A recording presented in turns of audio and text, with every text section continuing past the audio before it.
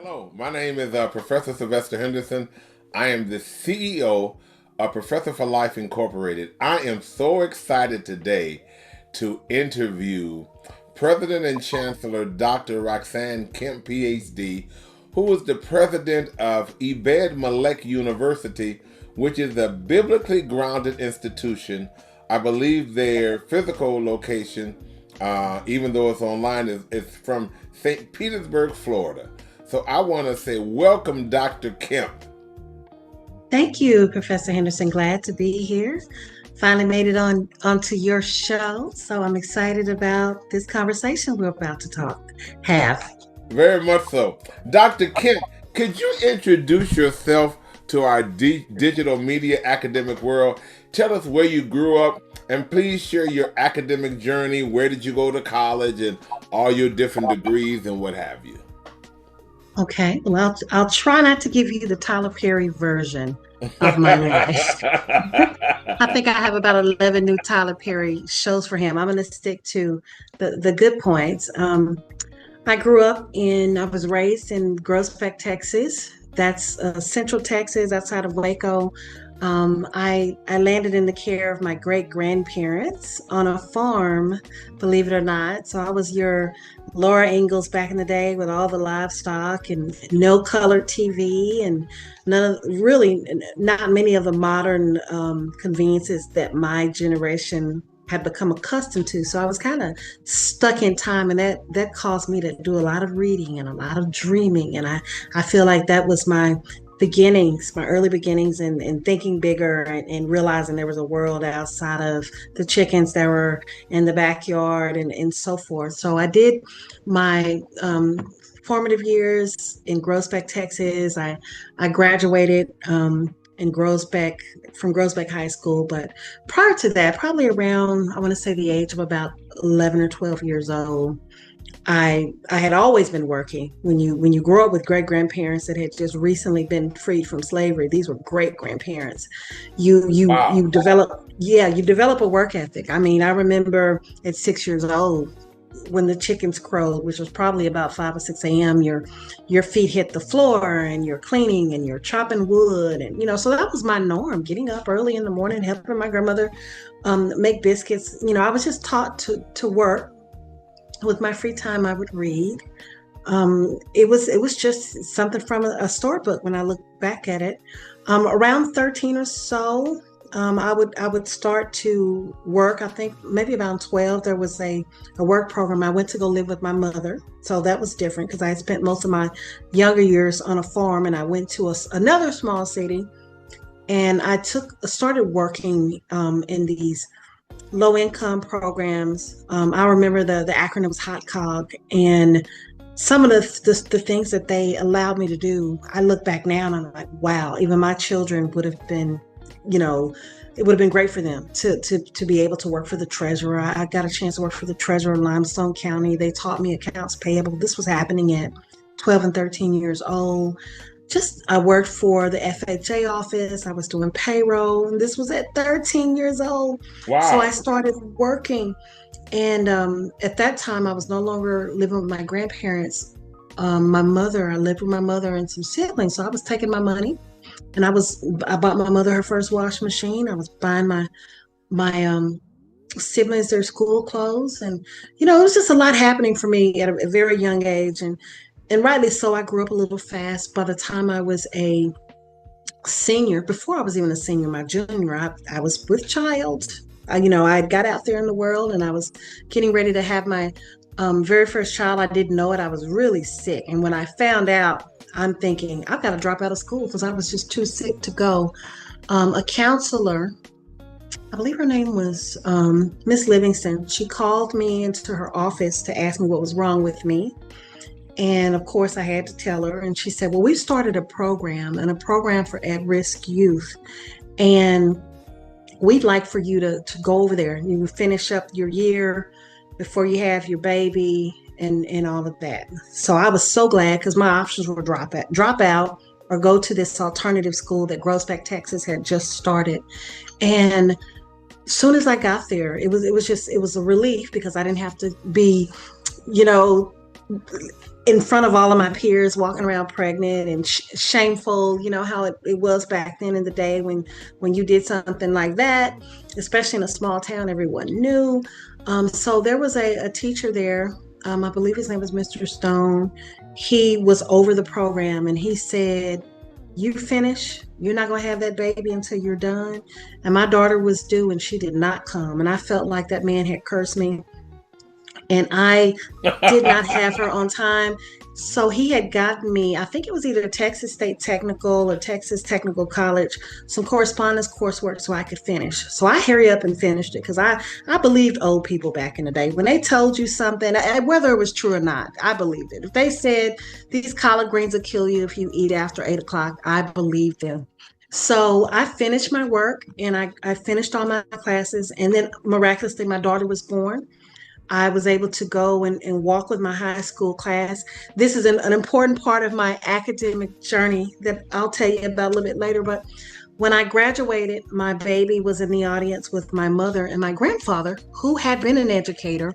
My great grandparents had raised me, but their son was a principal, and he had a family, and he'd always come check on me and always lecture me about education. And he would tell me he thought I would make a great teacher, and I would tell him that was not so, because I didn't like kids and I didn't like school and all of those things. And I can remember vividly him just saying, "You'll make a good teacher," because I was approaching that. This was before I got pregnant. He was irate with me when I got pregnant, but he would tell me, "What are you gonna do? You're gonna go to?" He wanted me to go to Prairie View A&M. He wanted me to be a teacher.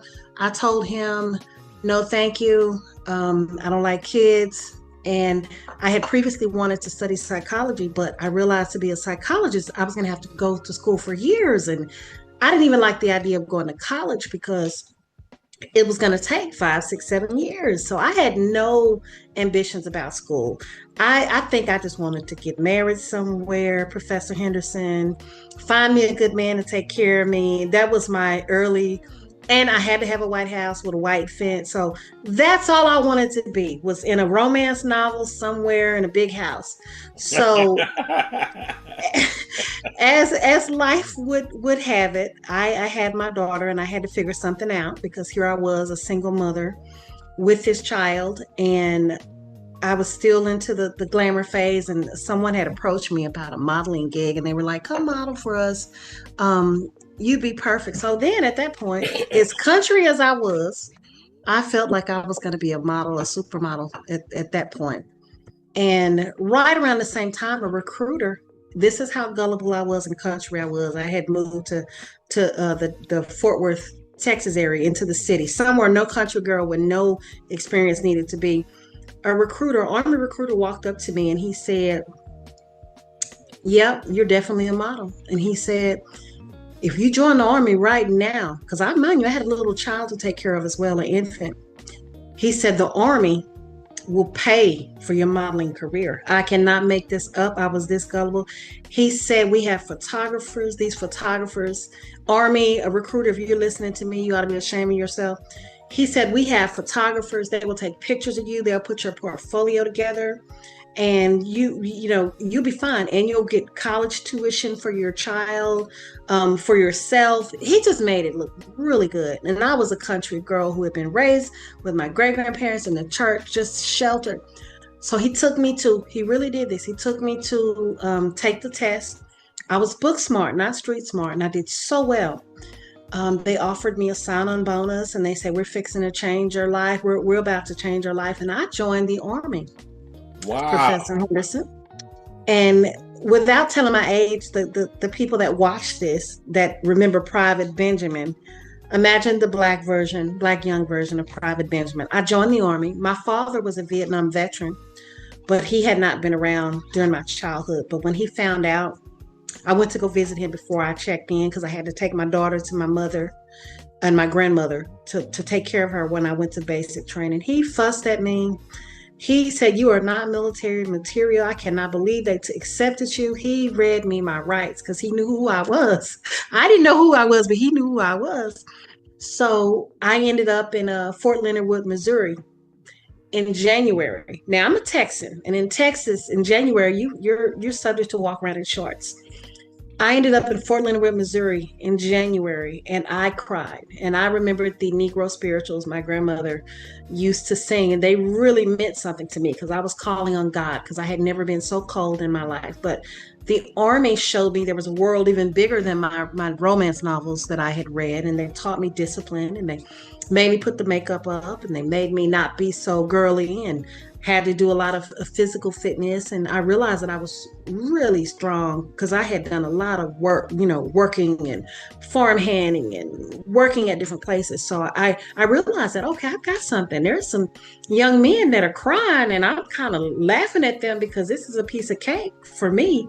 The only part I struggled with, was not laughing at the others that were struggling, because the work ethic that had been instilled in me made the Army pretty simple for me. I liked the guns, I liked the shooting. I just didn't like the running. That was the only thing I didn't like. So I made it through the military.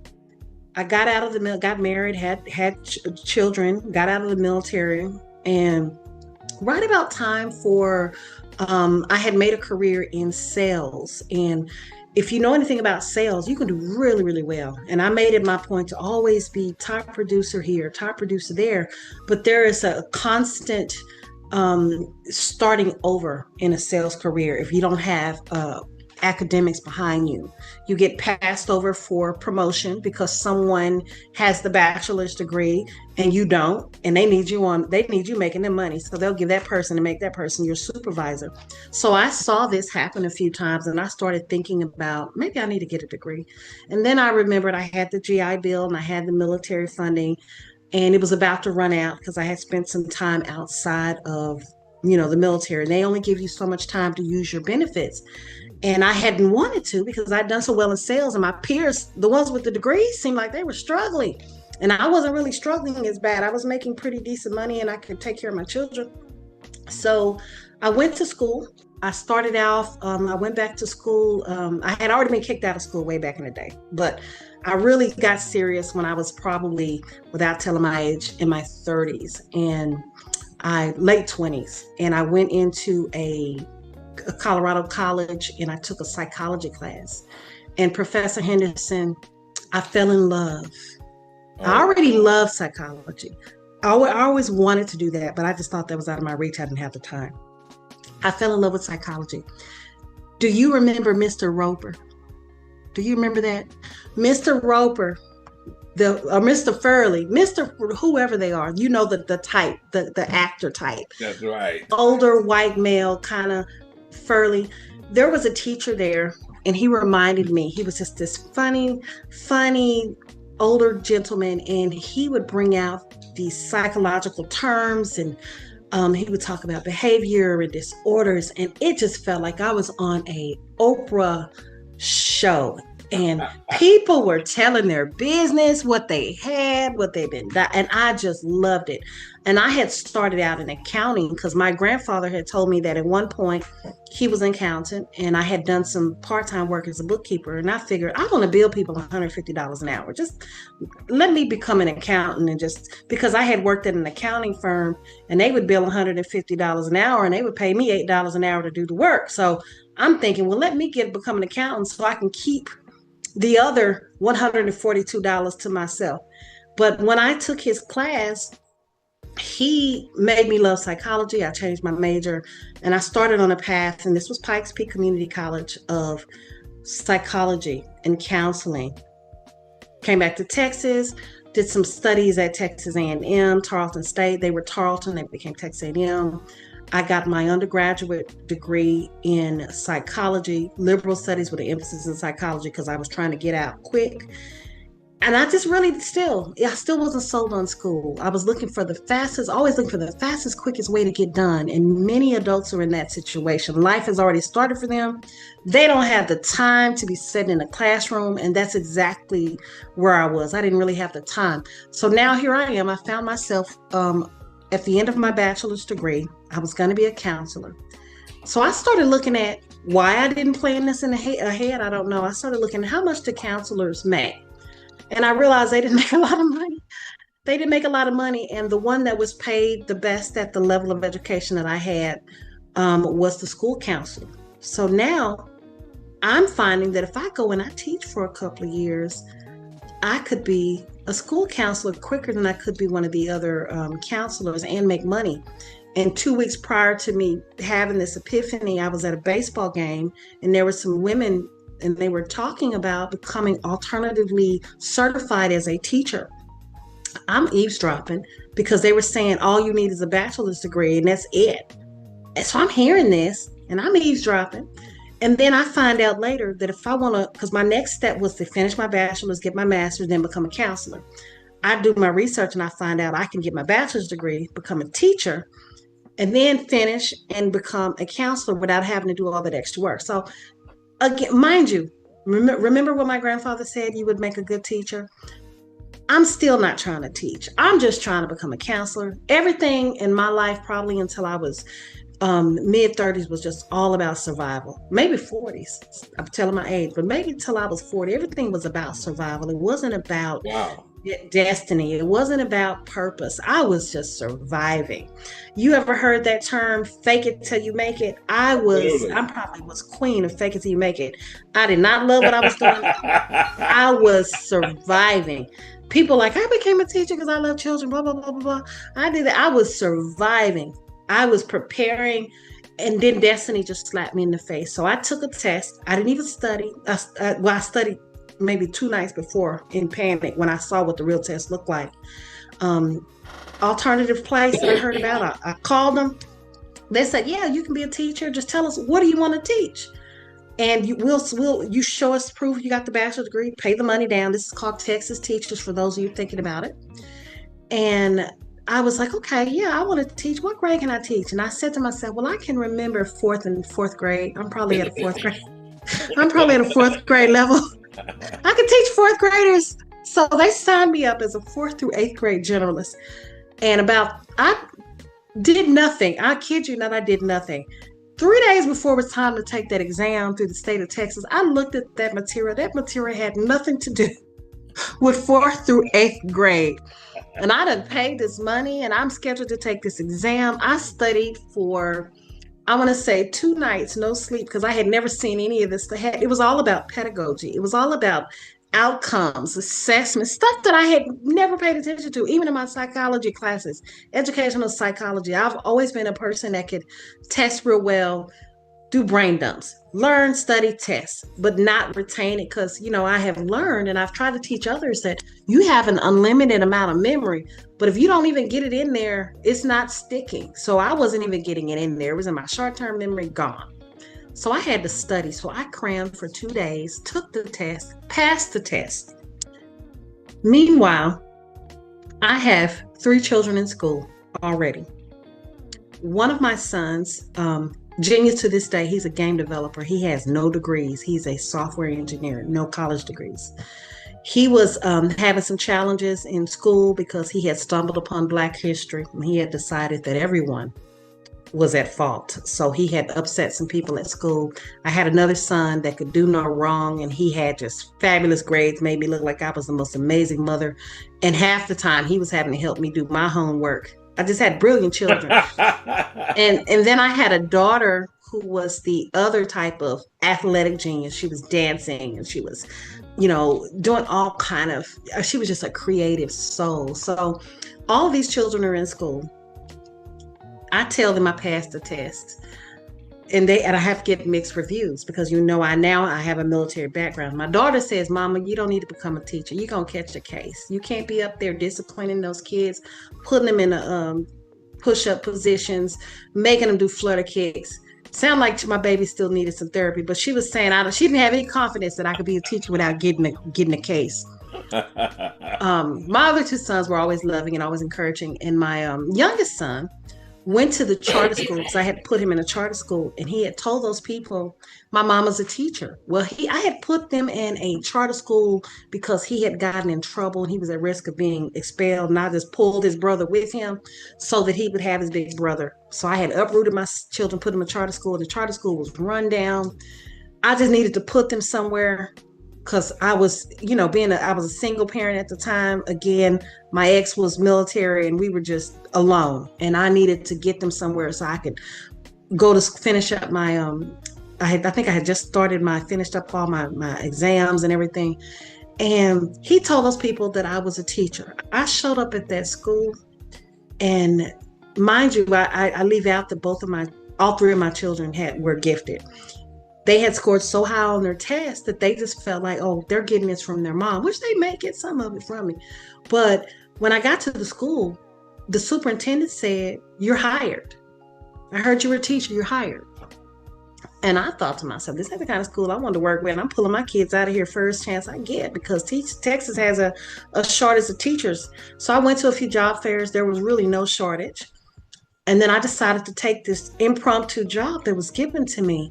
And it was at a charter school in Killeen, Texas.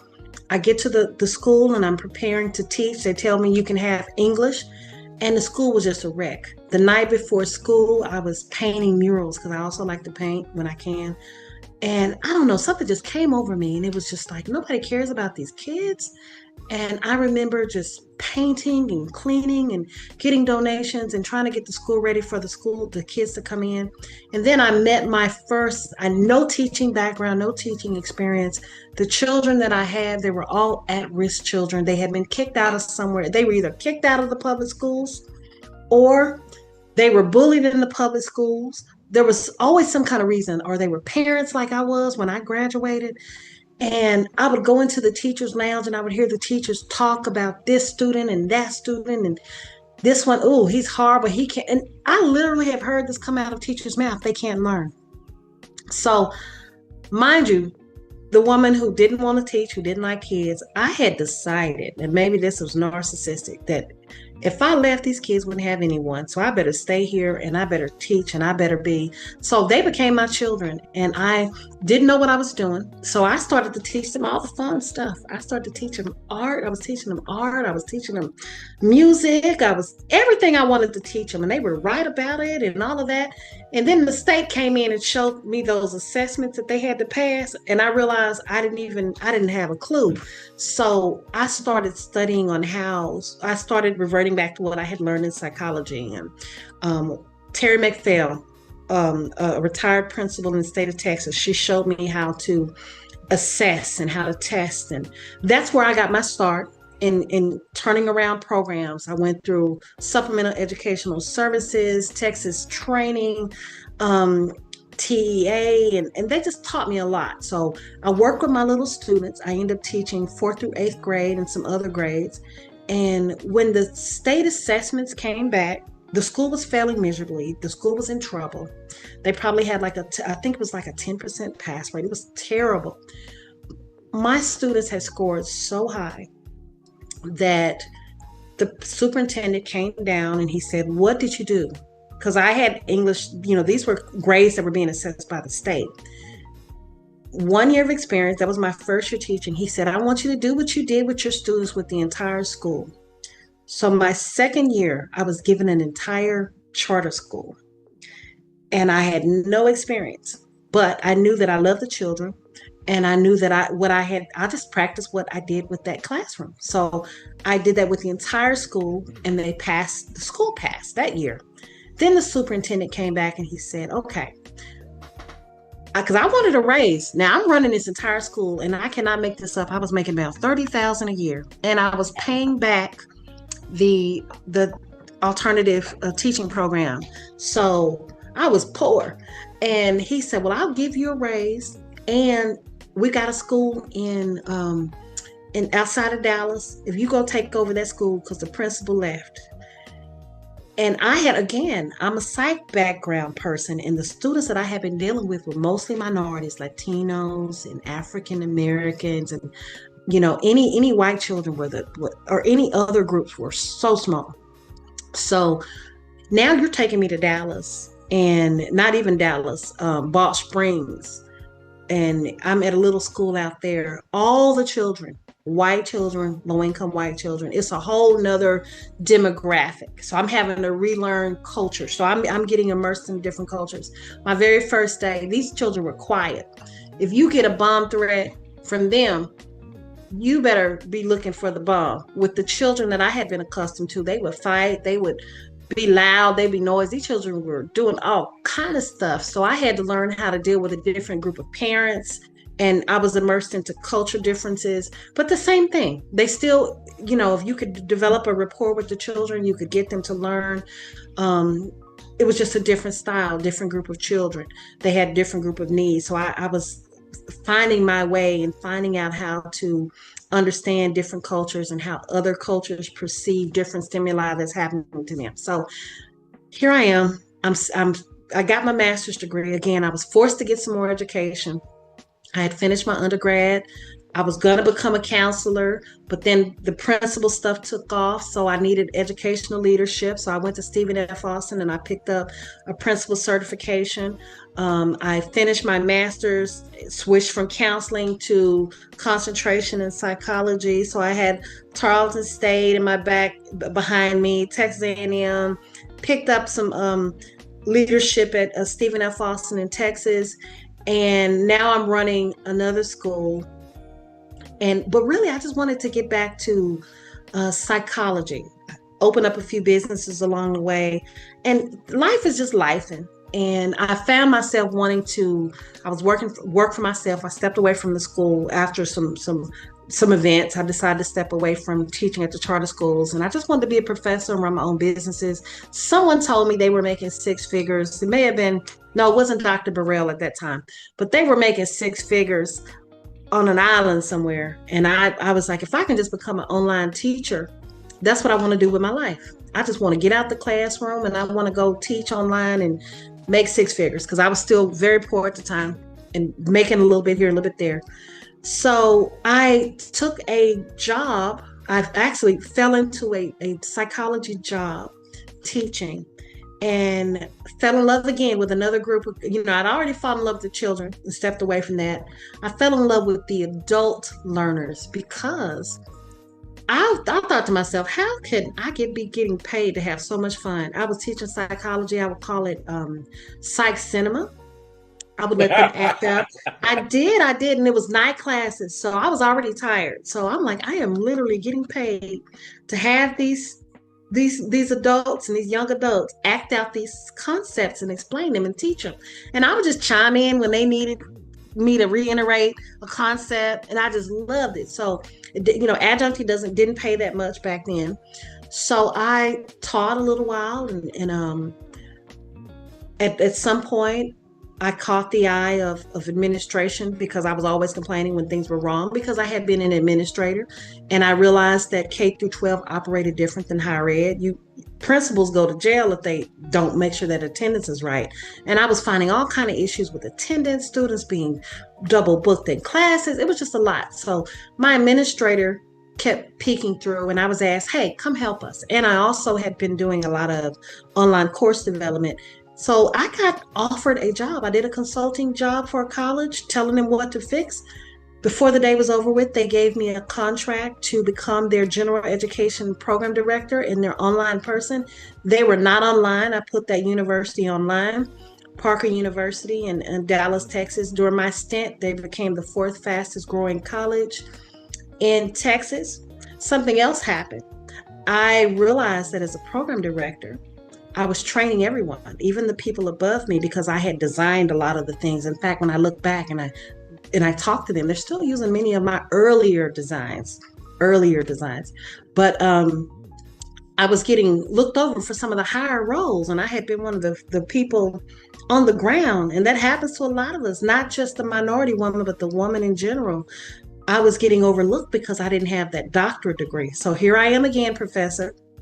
Out of survival, I decided to get a doctorate degree. Oh, wow.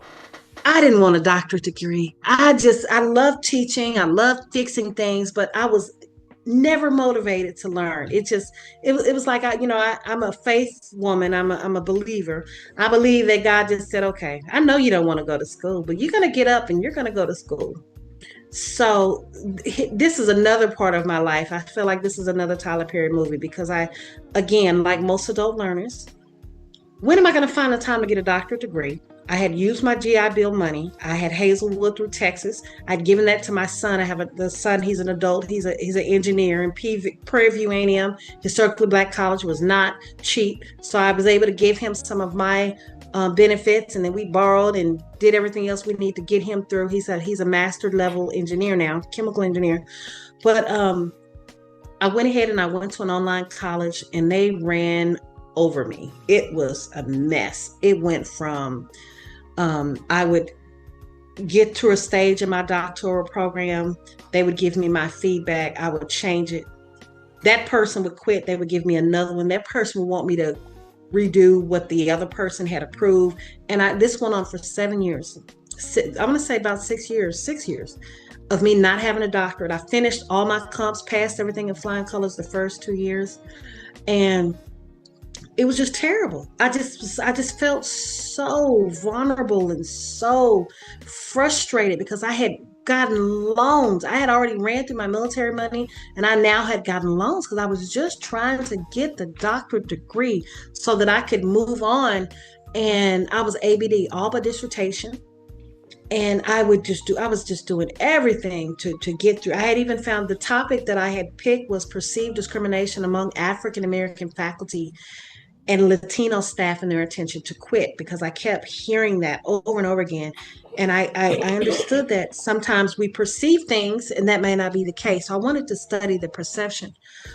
By the time I made it finally to the part where they should have been approving, and I had been warned, don't do a study like this. The person that read after it had been approved for years, the gatekeeper at that college said, I don't see how this is going to change anything, and wanted me to do a major rewrite. And by this time, I'm almost maxed out at student loans. I don't know what I'm going to do. Dr.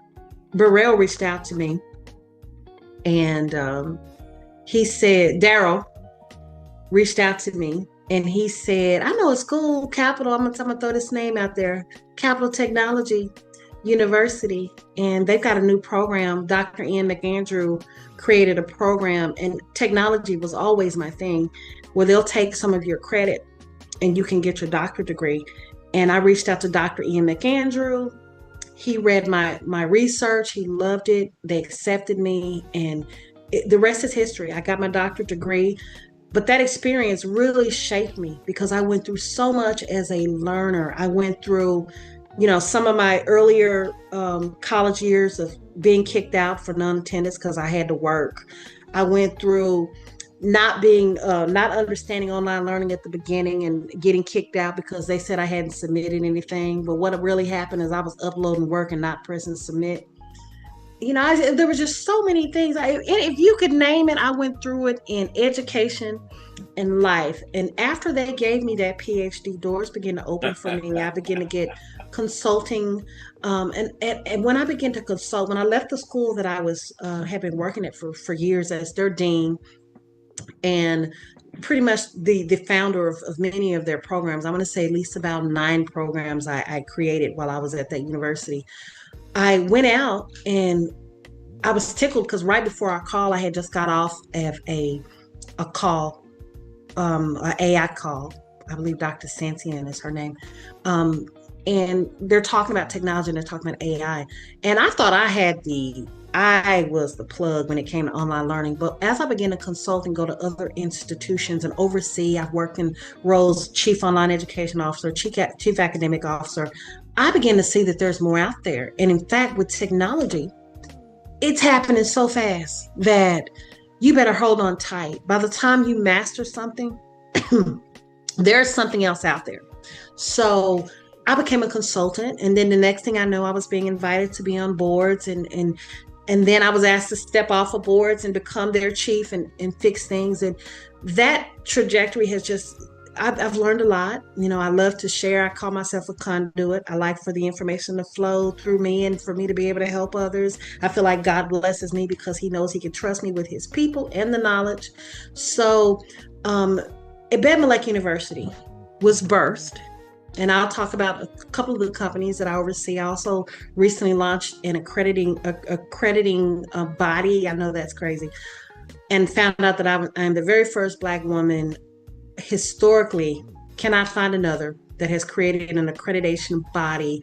Ebed-Melech University is my faith-based institution, but I also own a company called IACDE, the International Accrediting Commission for Digital Education, because when I started the university, I realized, okay, I'm consulting with others, helping them become accredited, but I realized that there's this faith-based component, this micro-credential component, coaches and trainers, they need recognition and they need quality. And many of my clients that are accredited, I go clean up their stuff and I'm like, how did you even get accredited?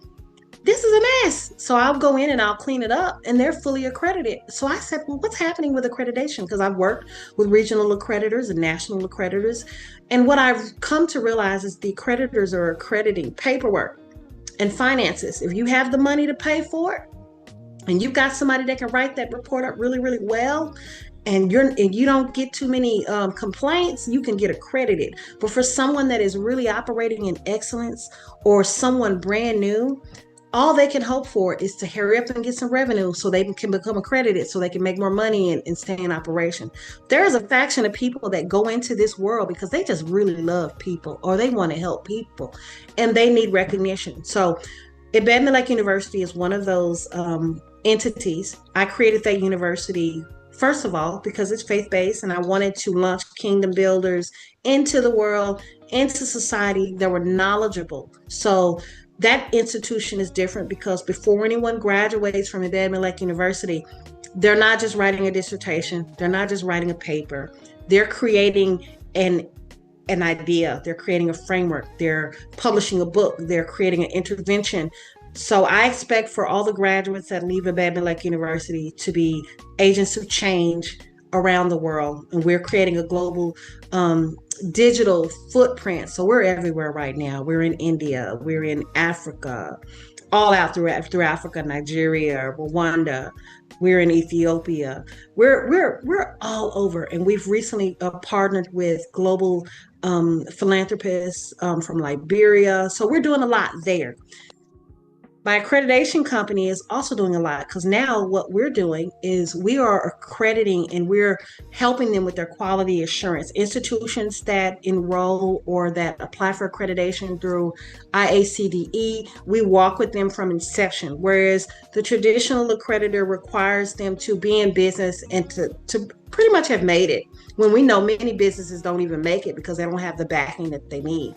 We join them at the very beginning and we help them stand up and we help them have quality programs and we share our knowledge with these colleges, whether they be ministries, schools, training providers. So I just have a lot going on in higher ed and I absolutely love it. And what seems the norm to me is probably not the norm to many households because I have a husband who, works with me. We work together on a lot of things. He's also a doctoral student at Capital, almost done. And he also runs the university with me. And we're pretty much like right now, online education, Bonnie and Clyde. He's teaching, I'm building, he's building. Kevin Kemp is a cybersecurity professor. He is also really great at making ramen and making sure that I'm eating. When I get on these long binges of just doing nothing but designing online education and podcasts with individuals like yourself, Professor Henderson. So my spouse, and then I have very supportive friends. In fact, two of my colleagues and friends, Dr. Kyla LaPlante and Sierra Owens, it's their birthday today. So happy birthday to them. If they watch this podcast, I'm going to share it with them and see if they can come on your show too. But I'm just surrounded by people that love education and want to make a positive impact in society, whether it be faith in the faith or in just learning and just making sure that learners in the digital world get a better experience. And I've just been rambling. Do you have any questions for me, Professor? You know what? I have about 4 more questions because Okay. you've answered some of the questions that I had. And I am so honored to hear your story because your story is a story of resilience. It is a story of resilience. I wish I could hug your great grandparents now because they made you a strong woman. Not only a strong woman, but a woman who was determined. And I think you've worked so hard, Dr. Kemp, in your life that all you know at this point in your life is just strength and love and family and children. And it's wonderful. It's wonderful. I was so inspired. I do want to ask you this, though. You answered the question I had: who influenced you to become a prominent college president and chancellor? And to me, it's kind of like your upbringing, your faith, your background. But I want to ask you this question: just a couple of more questions. What challenges have you faced as a woman of color in administration and higher education? I'm sure now you many remember areas. I say Tyler Perry because, oh my God, when he portrays us Black women, I had one of my friends, he's actually a neighbor, and she's a higher ed leader too. And she said, "Is it really that bad?" I cannot make this up. She said, "Is it really that bad for y'all?" After watching Tyler Perry's movie Straw, if y'all saw it, it's just terrible because it makes you go through all kind of emotions.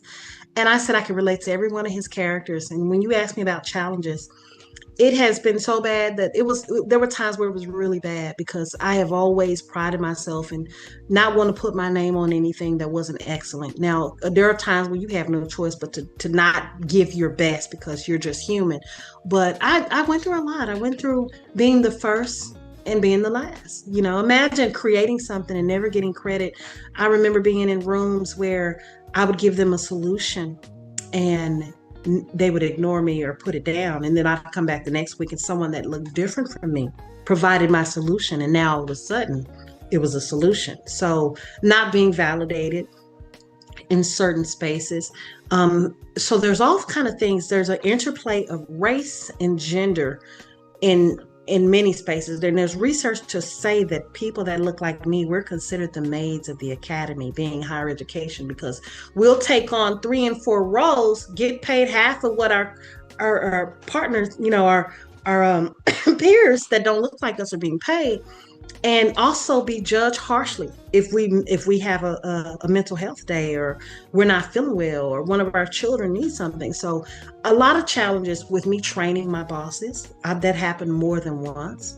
I cannot count the amount of times where I have mentored and trained someone only for them to get into a higher role, a provost role, and then come to me for more training, making $200,000 more than me, and come to me for more training. So that takes a lot of humility not to become a bitter person. One thing that I do know this, despite all of that, the challenges, because there have been a lot, especially in the workplace, I do know this to be fact. If you just continue to put one foot in front of the other, one of my favorite motivational speakers, Les Brown, says, if you can look up, you can get up. But if you just keep getting up and you just keep putting good into the earth, you will reap in your season. And I have seen this over and over again. So whenever you go through something and people are not giving you your just due, and they're not acknowledging you, don't let it change you. Just continue to be positive, continue to put your best foot forward, and eventually you will catch up to your destiny. And I have seen so much good things happen because of the way that I've treated people. I've had people that I have mentored come back and just bless me tremendously. When I first started my faith-based university, there were some conflicts happening. They felt like a school that I had been, I was prestigious. I had been a board member, and they shut my system down because they heard that I had started a faith-based institution, and I considered it a ministry. And I know they wish I would shut up about it, but it was just a mess because I had done a lot for that institution. But there's a lot of jealousy, and there's a lot of things, and there was a lot of good people, but there were people that I had done a lot for. And when I started the university and when I was out of work, I didn't hear anything from them. Wow. Not at all. I created opportunities for so many people, but these are the trials you go through. Sometimes when you're up top, you got everyone, but when people perceive you as not being on the top, it's just whispers. That's so right. I have learned a lot about myself. make sure that when you do things for people, it's from the heart, because sometimes they might not return the favor. So you got to make sure that when you do it from your heart. You can't do it because you're expecting to get anything back, because chances are you may not get anything back, whether it be loyalty, you know, anything. So, I got a chance to see people that I had brought into education and not even answer my call. So just for reference, or anything like that, but all is well and everything has worked out well. All the businesses that I have started have been flourishing, and I'm in Texas, like I told you, and I'm near some water, and my husband and I, we just live the life. We do what we want. We teach, we go to the beach, we eat bad foods, we get on a diet to try to lose the weight we've gained, and we have wonderful conversations and wonderful relationships. And we're both pretty much self-employed. We'll contract and we'll teach here and there, but God has been good to us because we have stayed the course and continued in the path that we feel like we've been called toward. Wow. You know what? I'm just going to ask you one more question. Okay. What community work have you accomplished for the improvement of the protected classes in respect to the current equality movement? And the reason I used equality was because, the whole big issue between D&I and the elimination of diversity, equity, and inclusion. And there's a whole theory, I'm sure you understand, about equity versus equality. So I would kind of like to hear what are some of the ways that you've been accomplish improvement at Ebed-Melech University.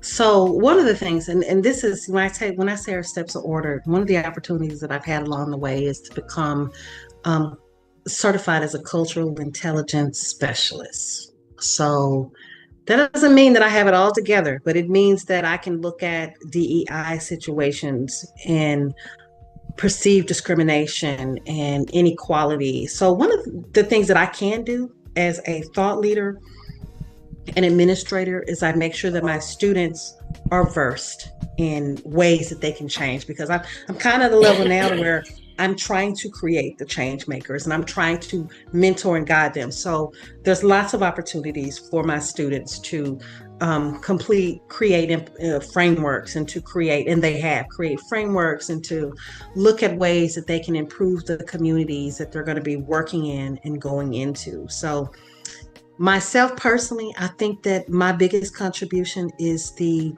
mentor to those that go out into the trenches and to get in the foxholes. And when I have to, I will. But most of the time, I'm behind this virtual wall on these calls or writing, trying to impact others so that they'll make the right choices and make the right decisions and do the things to make things more fair and equitable for all. Wow. Dr. Kemp, it has been such a joy to hear just 3 or 4 questions you've answered for our digital world, and talk about your great accomplishments, not only as an African American woman, as a person, as a mom, as a wife, and as a creator for faith-based higher education, and just as an administrator. Do you have any final thoughts you would like to share with our digital world? I would just say keep learning, keep going. And I can't get off the call without saying hello to my grandson, 7. 7, I'm acknowledging you on this call. He's 7 years old. And he's one of the most smartest individuals that I know. I put that out there in the world for everyone to hear that, 7. I would say don't get stuck thinking you know everything. I lead institutions, I consult all over the world, but every day there's something new to learn. And if you want to be on the forefront of technology and learning, you have to always be learning. I'm always learning that there's more that I can learn. So never give up on learning if this is your call, and to continue to look for ways to make digital education accessible to all and make it to where it's engaging enough so that students even want to partake in it. Wow. As the CEO and president of Professor for Life Incorporated, I have interviewed many professionals all over the world, Amsterdam, England, Africa, name it. But your interview will reign in my heart as one of the most special ones ever, because you have inspired me. You have been just a jewel. You please share a wonderful hello to your wonderful husband and your children and your communities. And Professor for Life, I wish nothing but God's blessings to your wonderful faith-based institution, Ebed-Melech University. Thank you for coming on, and God bless you. Thank you so much. God bless you. And thank you for having me, Professor. You're so welcome. Bye-bye now. Bye-bye.